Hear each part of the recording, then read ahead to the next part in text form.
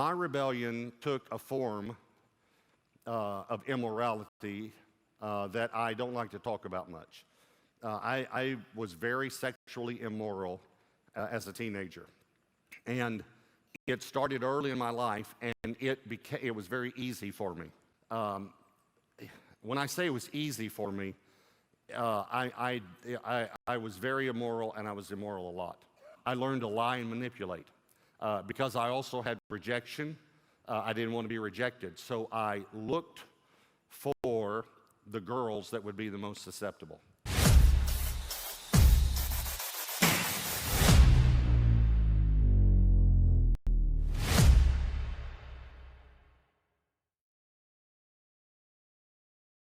Since our last video, there has been an update regarding the situation surrounding Pastor Robert Morris and his actions with Cindy while she was a minor. We discussed how the elders at Gateway Church claimed that Pastor Robert Morris did not tell them the full truth regarding his actions. If you haven't already, please go back and watch that video to catch up on this story. Since then, Cindy has come forward and said that, in fact, the elders were aware and ran with the narrative that Morris told them. Let us look at what Cindy said.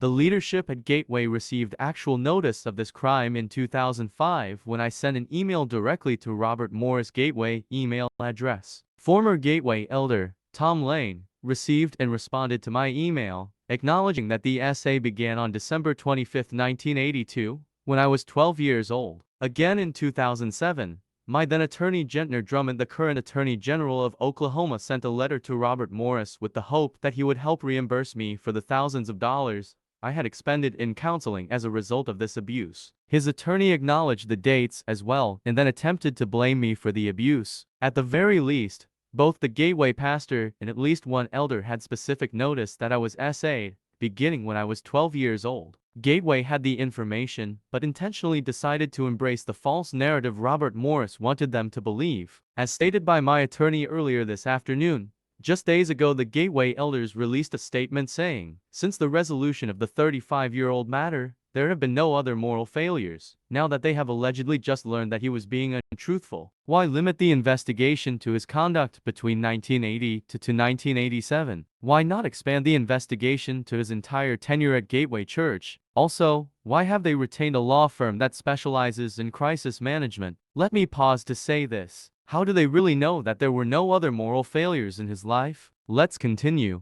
Let me pick up at the next paragraph. This is just the beginning. I wholeheartedly and sadly believe I am not the only victim. I encourage anyone who has been sexually victimized by a leader at Gateway Church to take the bold step forward and say something. Now is the time. Please know that you will be supported and will not walk this journey alone. I hope and pray that the leadership at Gateway Church will echo this encouragement, knowing that this can be an opportunity to find the truth while providing help and restitution to victims. Now I am going to read the last paragraph on this page and then the final paragraph on the next page. Though we are called to forgive those who hurt us, please understand that forgiveness is about you and can take time. We should expect and demand consequences. To quote Bob Hamp, this scandal is not just about Robert Morris. It's about larger system dynamics at play that both foster and protect ongoing predatory behavior. If we miss this larger picture, we miss the opportunity to protect the church and put a stop to an epidemic of abuse. Lastly, I am committed to fighting for criminal and civil statute of limitations reform for victims of child SA.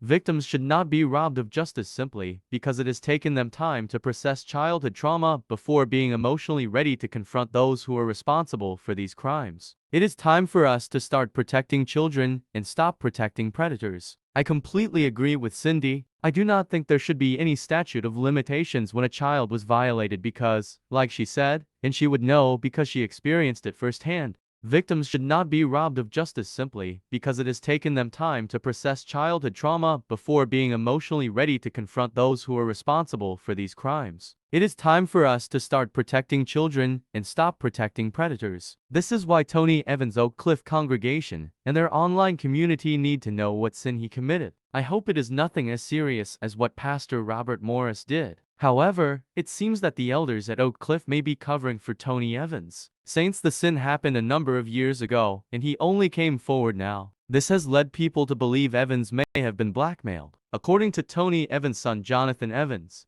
He said in the Father's Day sermon he preached last Sunday that his dad will be returning to the pulpit. And so what are we going to do?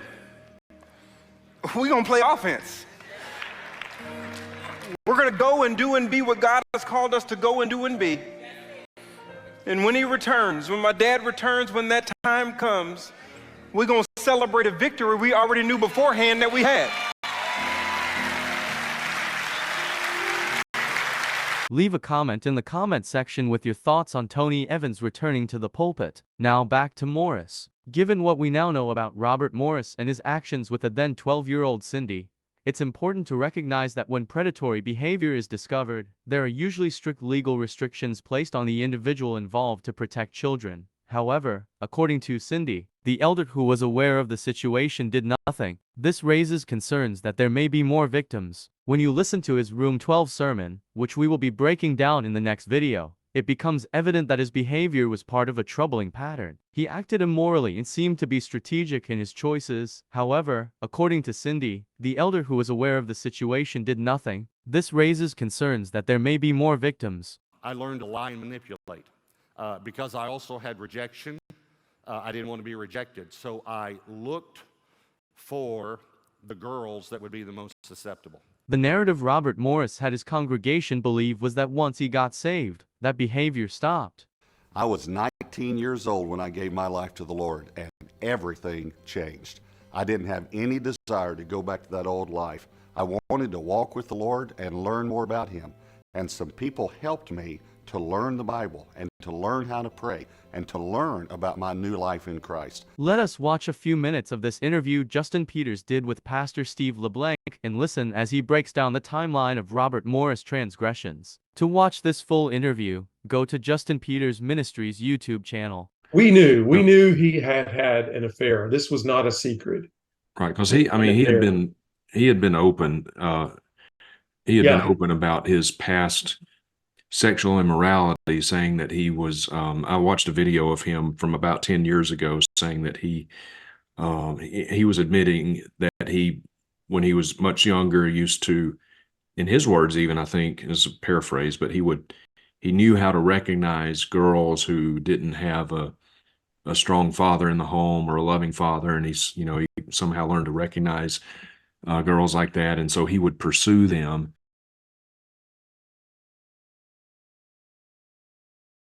Looked for girls that did not have a good relationship with their father.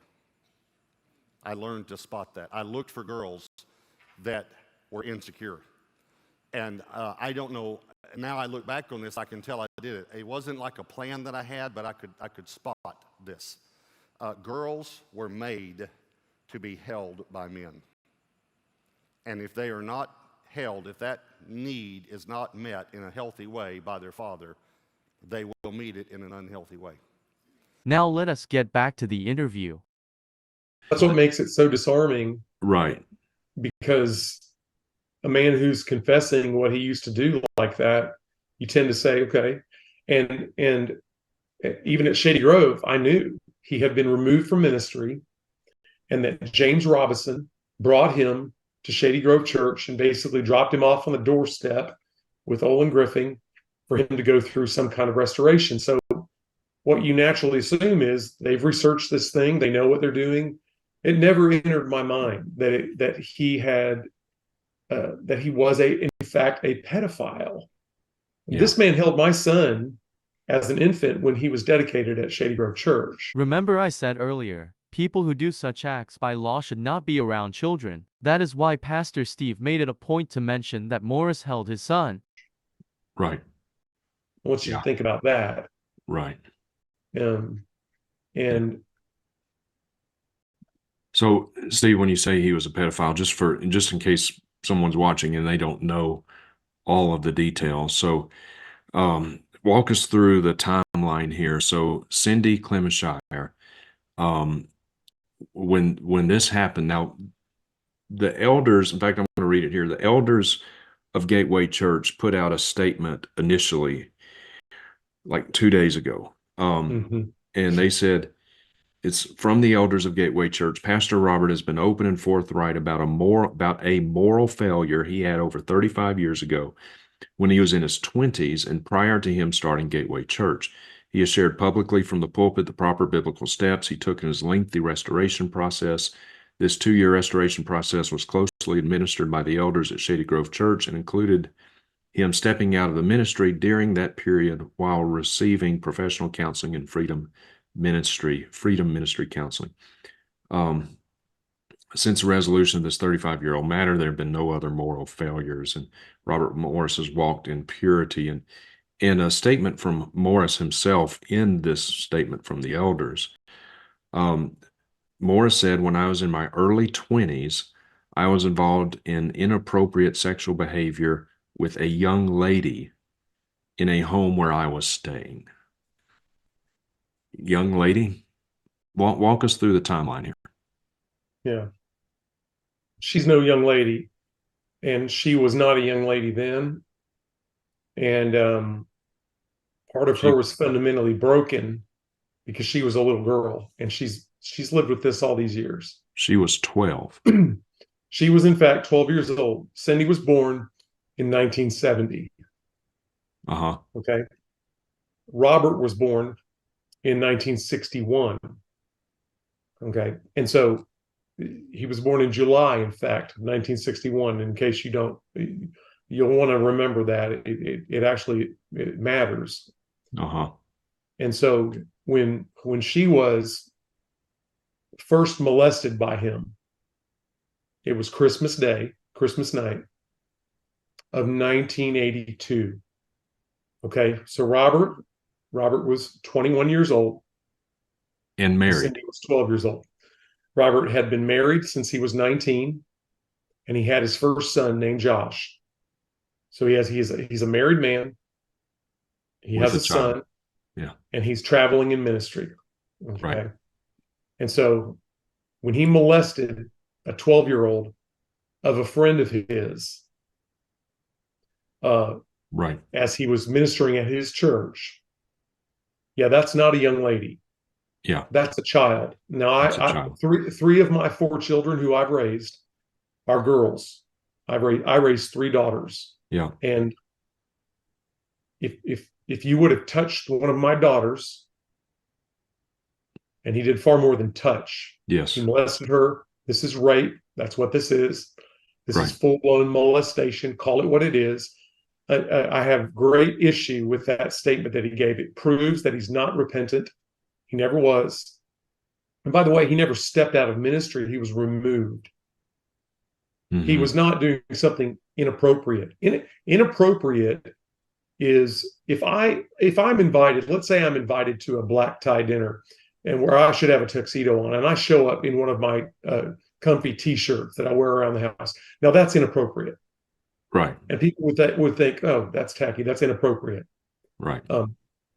Raping a child is not inappropriate. That's right. It's a crime. That's right. That is criminal. Yeah. And he hid that fact, which is the key fact. Right. The second only to the fact that she's a child was that he did not stumble, or what did he have? A failure. Yeah. He wasn't involved. Involved means it was consensual and there were people, I can be involved in a bowling league. No, you committed a crime. Right. And you did this to her, a child. Right. And when he did it, it was not inappropriate. You stole her. Yeah. And you did it for 4.5 years. Right. And so the timeline here is interesting. And I know the media is getting it wrong. So let me horse's mouth it for you. Yeah. Because the way it works is Robert molested her for the very first time on Christmas Day of 1982. He was 21, she was 12. Okay. Christmas Day. Now, Christmas Day is at the end of the year, obviously. Right. This went on for 4.5 years. So if you go from 1982, we'll call that the end of the year, Christmas Day. If you go half a year, you get to Robert's birthday, which would have been him turning 22. Okay. And that would have been 1983. Right. Now, if you add 4 years to 83, 84, 85, 86, 87, it would be the summer of 1987 when Robert would be removed from ministry Cindy was 16. Okay. Yeah. She's Yeah. 16 when it ends, actually close to 17.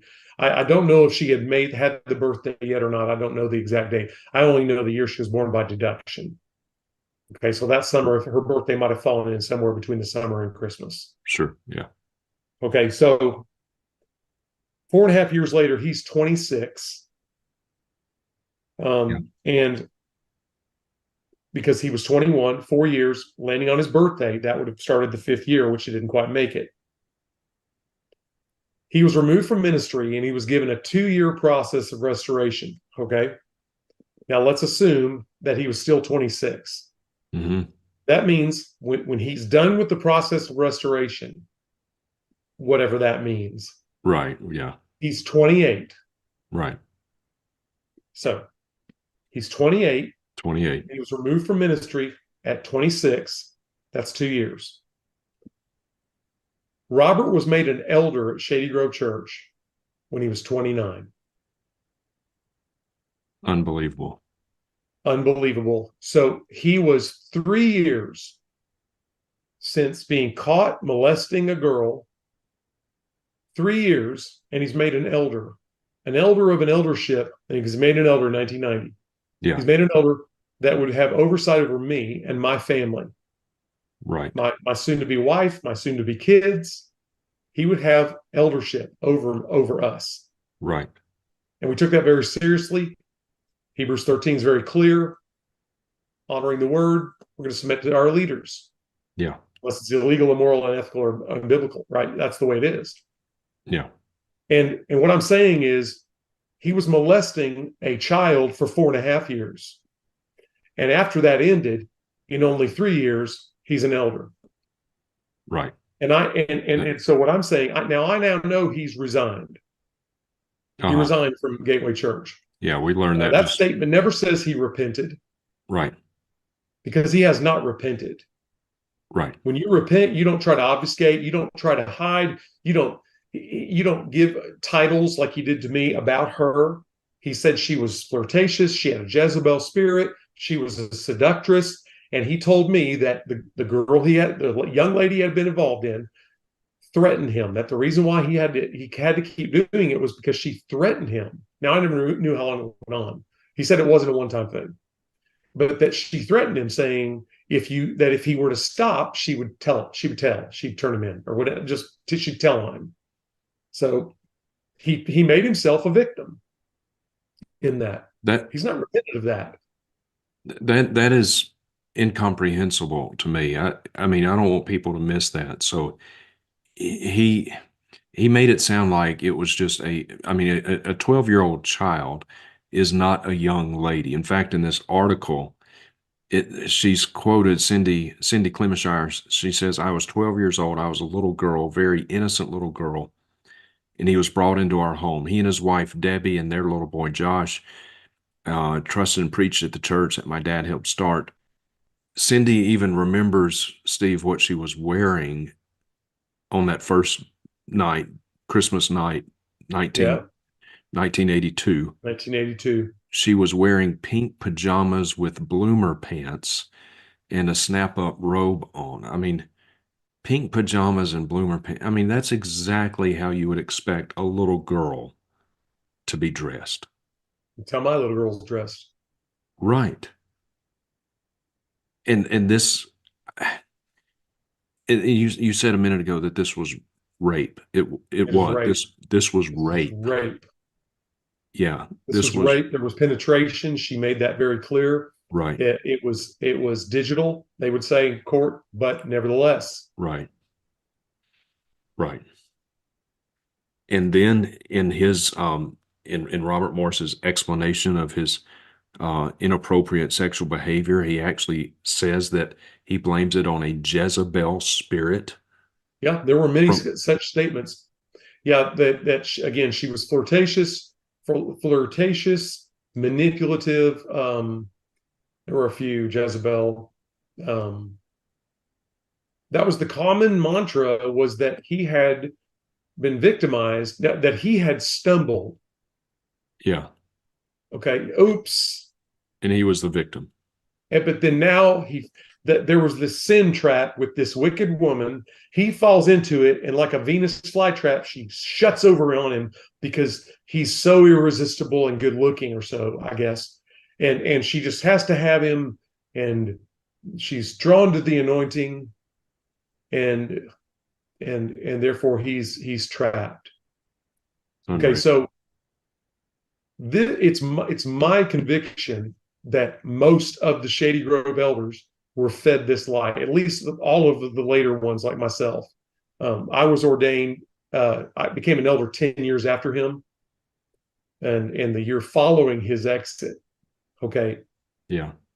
But I think I know enough of the character of the men, barring at least 3, perhaps 4. And I know there are men that knew. I know Olin knew. I know James Robinson knew. I know they knew. Okay. And Olin was a former state trooper. He knew the law.